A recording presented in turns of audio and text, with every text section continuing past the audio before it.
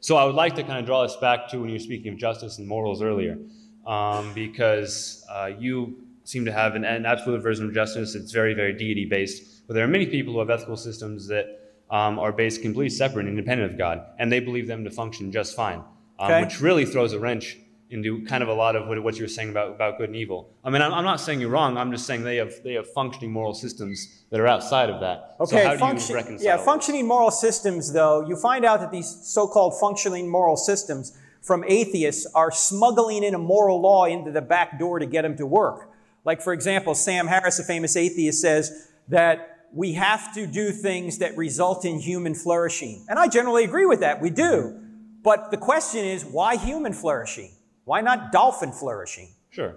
Or which human flourishing? Us or the Nazis? He's importing a moral standard into a system to make it work. Well, you have to have a moral standard to have a moral system.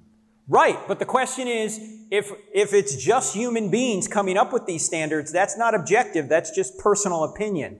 There's got to be a standard beyond humanity to say that this particular standard is closer to the true one than, say, this other one. That's the way we judged the Nazis, by the way, in World War II. We went to them at Nuremberg and said, you guys were immoral during World War II. You murdered innocent people. And they said, we're just following the orders of our government. And we said, there's a higher standard beyond your government called the moral law or international law or nature's law, as Thomas Jefferson put it. That is God's nature.